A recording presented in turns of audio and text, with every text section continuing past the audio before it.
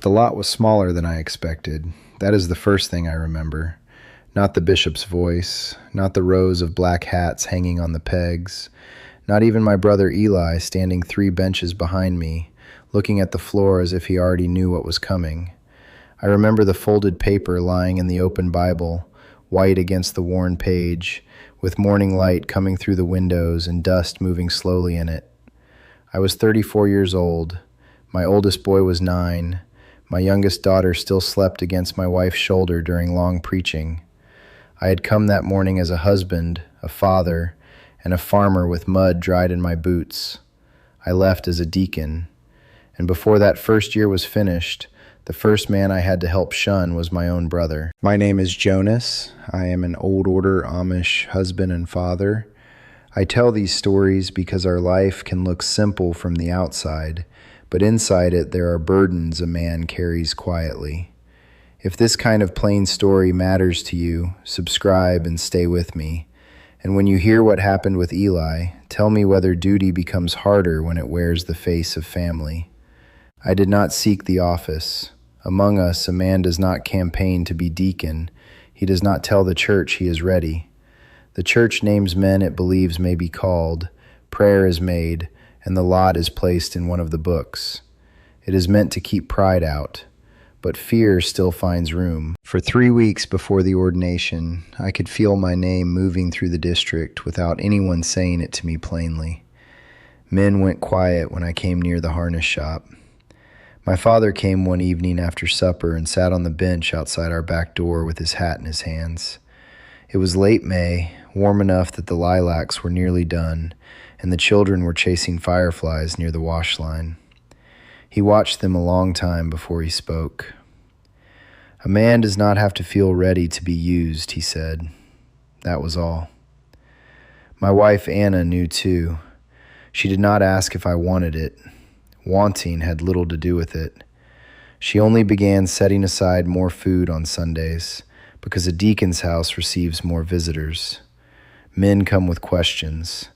Widows do not always ask plainly, but a deacon is supposed to notice the coat gone thin, the boots letting in water, the pantry shelf with too much empty space. Before the lot was taken, I thought mostly of that service. Money collected quietly, flour after a fire, coal before winter, a ride when sickness came. I did not think first of discipline. Maybe I should have. The morning of the ordination, the sky was low and gray. Rain had fallen before daylight, and buggy wheels cut dark lines in the lane. Under the shed roof, I brushed drops from my sleeve and smelled wet leather, damp wool, horse sweat, and hay from the barn. Inside, the benches were full. Anna sat with the women, our youngest on her lap. She looked at me once. She did not smile. It was not a smiling morning. She gave one small nod, the kind a wife gives when she cannot walk beside you. There were 3 of us named. The other 2 were good men, both older than me. One had raised 8 children. One had buried a child. I thought the church would be better served if the lot passed to either of them. The bishop preached, the ministers prayed. The room became so still I could hear rainwater dripping from the eaves outside. 3 hymn books were placed before us. Inside one was the lot. You can shape all the right words in your mind: God's will, the church's will, humility, obedience. Then your hand opens the book, and the folded paper is there. My fingers went cold first. That is the truth. Not warm with calling, cold. I stared at the paper too long, and then the bishop's hand came to rest on my shoulder. The weight of that hand was heavier than the paper. Afterward, men shook my hand and said God would give grace. My father held my hand longer than the others. His eyes were wet, though he did not let the tears fall. Eli came last. My brother was 2 years younger than me. He had always been quicker than I was, quicker with horses, quicker with jokes, quicker with anger too. As boys, we slept in the same room under a slanted roof where winter wind pushed through the cracks. Once, when I was 12 and he was 10, he took a whipping for a broken lantern I had knocked down because he said he could bear it better. That was Eli. He grinned that morning, but his eyes did not hold steady. "Well," he said, "now you will have to be respectable for both of us." I almost laughed. Instead, I squeezed his hand and told him not to make my work hard. He looked away. 3 months later, the whispers began. A hired driver, seen too often near Eli's place. A letter delivered in a way that did not feel right. A rumor that he was going into town after dark, not for parts or tools, but to sit where music played and men drank from bottles. Then one of the ministers came to me after Sunday service and asked whether I had spoken with my brother lately. A deacon does not begin with punishment. He begins with concern. That is what I told myself as I hitched the buggy the following Tuesday evening. Anna packed a jar of peaches for Miriam, Eli's wife, though she did not say why. The sun was dropping behind the corn, and the stalks were just high enough to rustle when the breeze moved. I drove the 2 miles to my brother's farm with my stomach tight the whole way. Eli was in the barn, forking straw into the horse stall. He did not seem surprised to see me. That hurt more than I expected. When a man is surprised, there is still room to believe a thing is not true. When he is not surprised, part of the door has already closed. I stood near the stall gate and asked him plainly, had he been going into town? Had he taken drink? Had he been keeping company with people outside the Ordnung? Had he spoken against the church? He kept working. The fork went into the straw. Lift, turn, scatter. Lift, turn, scatter. Finally, he rested the handle against his shoulder and looked at me. "You came as my brother," he said, "or as the deacon." There are questions that do not have two answers, even when they sound like they do. I said, "I came because I am both." He laughed once, but there was no joy in it. He told me he was tired of being watched, tired of rules reaching into his pocket, onto his shelf, into his barn, even into the wheel on his wagon. He said he had not left God. It was men he was tired of. I understood more of that than I wanted to admit. I told Eli he needed to speak with the bishop. He said no. I told him the ministers would come if he did not go. He said let them come. I told him to think of Miriam and the children. His face changed then. For a moment I saw my brother again, not the man with his jaw set, but the boy who had taken my punishment under that slanted roof. Then he picked up the fork. "Do what you have to do, Jonas," he said. I drove home in the dark with the jar of peaches still on the buggy floor because I had forgotten to bring it inside. Anna was waiting in the kitchen. The lamp was low. The children were asleep. She looked at my face and set a cup of coffee in front of me, though it was too late for coffee.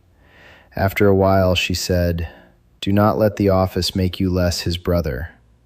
I have carried that longer than many sermons. The next weeks were slow and heavy. The ministers visited. Eli admitted enough that there was no pretending, but not enough to turn back. He stopped coming to church after the second visit. Miriam came with the children and sat very straight on the women's side, her face pale and still. My own children felt the change, though we did not explain everything. Children can feel silence the way they feel cold under a door. The decision did not come quickly, but the church cannot be only feeling. If vows mean something, then breaking them must mean something too. That is hard to say in a world that wants every boundary to bend for every sorrow. It was hard for me then. It is still hard now. The Sunday the ban was announced, the air had turned cold. Early October. A hard frost silvered the pasture, and the horse's breath showed white. I could not stop looking at small things. A bent nail near my boot. A little boy rubbing his eyes. The bishop's thumb on his Bible.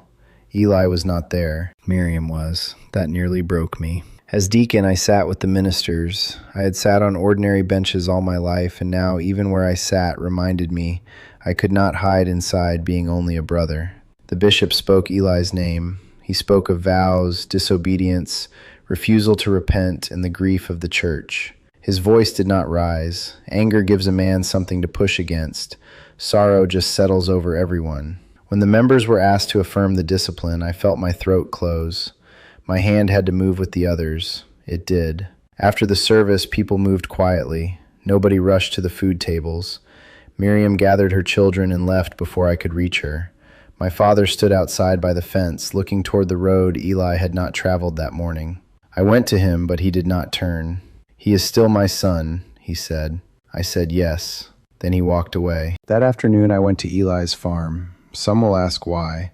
If he was under the ban, why go? The answer is not simple, but it is true.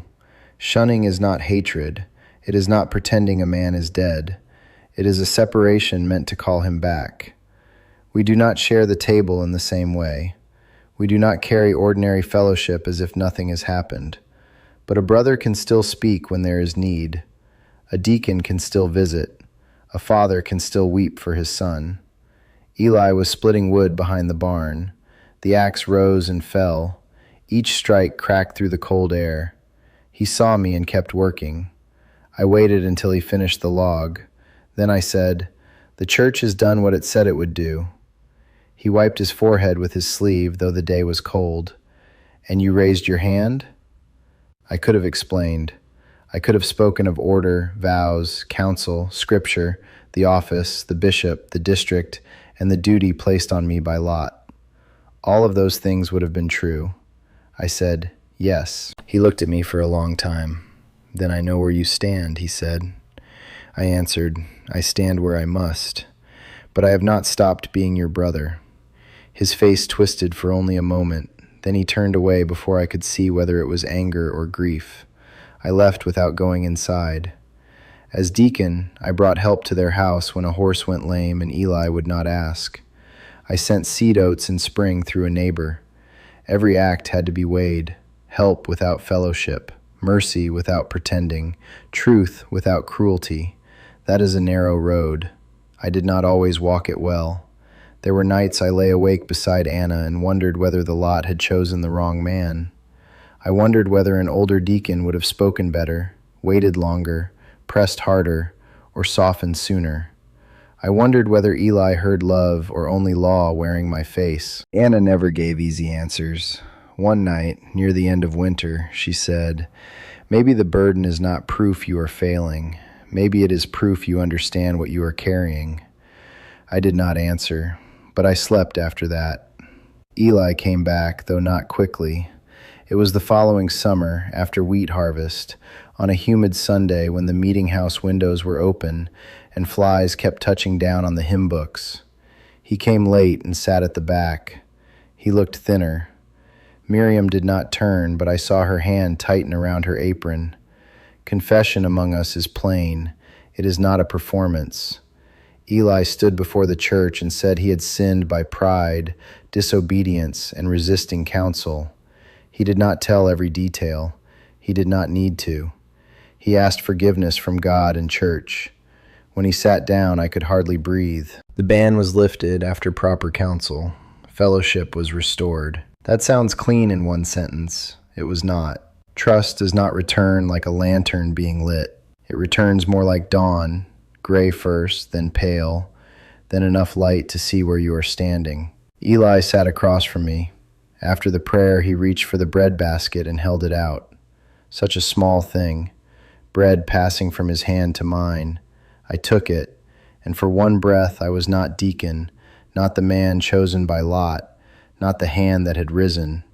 I was only his older brother again, sitting at the table where we had grown up, receiving bread from a man I had almost lost. Years later, I still believe the lot was smaller than I expected, and the burden larger. Being made deacon did not make obedience painless. It did not keep family and duty from cutting across each other like two plow lines meeting in hard ground. What it taught me is that love without truth becomes softness that cannot save anyone, and truth without love becomes a hammer that breaks more than it builds. A man in the church has to carry both. A husband has to carry both. A father has to carry both. And when the person in front of you is your own brother, you learn whether those words were only something you believed in peace or something you can still hold when your hand is shaking. I do not tell this story to make shunning sound easy. It is not. I do not tell it to make myself sound faithful. I had fear in me. I had anger too. I had moments when I wanted to step out of the office and let someone else be the man God had named. But that is not how the lot works. The lot did not ask whether Eli would make my first year gentle. It did not ask whether my family would be spared. It did not ask whether I felt ready to raise my hand when my own blood stood under discipline. It only rested there in the Bible, small, folded, waiting. And when I opened the book, my life became heavier in a way I could not put back down. If this story stayed with you, subscribe to hear more from my life as an Amish husband and father. I share these memories because the plain life is not empty of hard questions. It is full of them, and I would like to know, when duty and family pull against each other, what does a man owe first?